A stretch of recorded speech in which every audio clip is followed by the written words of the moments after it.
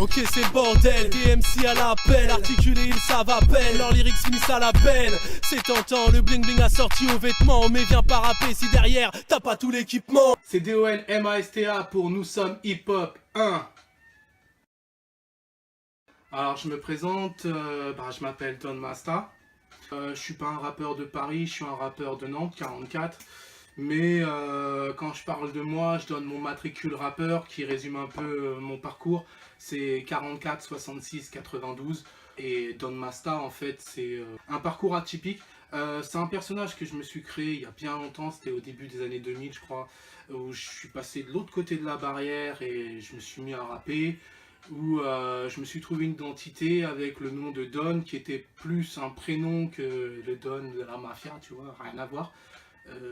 Parce que moi c'est l'humilité, le respect que je défends avant tout. Naturellement en fait, j'écoutais essentiellement déjà parce que par mes origines, dans la famille on est de la Réunion, ça écoute beaucoup de zouk, de soul, ça écoutait aussi du reggae. Moi j'ai écouté pas mal de reggae, mais j'ai découvert le hip hop en même temps que tout le monde, par les médias, puis ça a été approfondi par mes connaissances, où des gens me ramenaient du son, essentiellement de Paris, qui me faisaient découvrir des groupes, et c'est comme ça que je suis rentré petit à petit dans ce mouvement, cette culture, cette identité musicale aussi, vestimentaire et tous les codes qu'on a connus dans les années, fin des années 90, 2000 pour moi. Je me suis retrouvé dans des valeurs en fait, plus que dans les codes et toutes les disciplines dans lesquelles les gens pouvaient se retrouver. Moi c'était plutôt les valeurs de respect, de partage, de solidarité.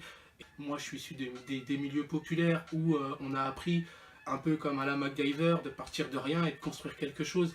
Et dans l'esprit hip-hop, moi je l'ai trouvé ça. C'est aussi cet esprit d'ouverture, d'avancer, comme je dis, de solidarité. J'ai été dans le 44, je me suis déraciné, je suis parti dans le 66 à Perpignan. Il y a des gars qui étaient relativement connus, qui jouaient, qui m'ont ouvert les portes, qui m'ont ouvert les freestyles, qui m'ont invité sur les plateaux, qui étaient...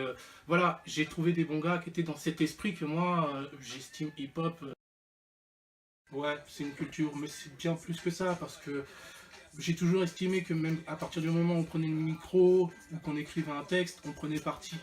À partir du moment où on décrit quelque chose, un phénomène de société qui nous met en rogne, une injustice, on part aussi sur de la politique, c'est plus qu'une culture, c'est un tout pour moi le hip-hop. Voilà. Bon, comme je dis, il y a toujours cet esprit hip-hop, il y a toujours une trame de fond qui est là, la forme elle est différente, c'est comme une fleur, une fleur verte, une fleur rouge, une fleur jaune, mais il y a toujours la même racine, quoi. Je suis pas réceptif à la trappe, à part quand c'est bien fait. J'aime bien la trappe, il y a des morceaux qui sont bien faits même en France. Mais voilà, moi après c'est le fond, c'est l'écriture. Ce qui m'importe beaucoup. Il y a des groupes qui sont présents, mais qui ont de l'impact, mais moi quand je les écoute, je me dis non, c'est pas ce que j'attends moi. Je veux de l'efficacité, mais je veux pas de la simplicité non plus dans le texte, parce que le texte c'est le message, c'est le plus important. Il y a la rythmique aussi. Tout ce que je sais, c'est que le rap c'est une musique immortelle, ouais, qui a toujours su se renouveler, qui a toujours su innover, que ça nous plaise ou non.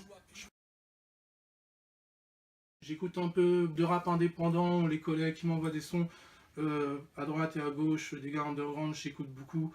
Mais je suis plutôt soul, reggae, moi je suis plus éclectique, j'ai pas de style particulier, j'écoute de tout, si ça me plaît, ça résonne dans mon oreille, c'est bon pour moi. Là, alors il y a un projet qui va sortir, qui est réalisé avec USN Records, qui s'appelle Unclassable. En fait c'est un projet où on est 6 sur chaque morceau. C'est 6 versions différentes sur un même thème. Les instrus sont bien soulevés, c'est réalisé par UNZ Records, et moi de mon côté je travaille sur un projet en solo qui est particulier, c'est un morceau par beatmaker. Toujours de disponible, vous avez les chroniques de Masta qui sont sur YouTube, vous tapez Masta Channel. Vous retrouverez tout parce que je fais pas que du hip hop, je fais aussi des dubplates dans le reggae pour des sound systems. Ok, MISTA, les chroniques de moi-même. Ça c'est l'épisode 3, il s'appelle Tous. Les chroniques de Mista.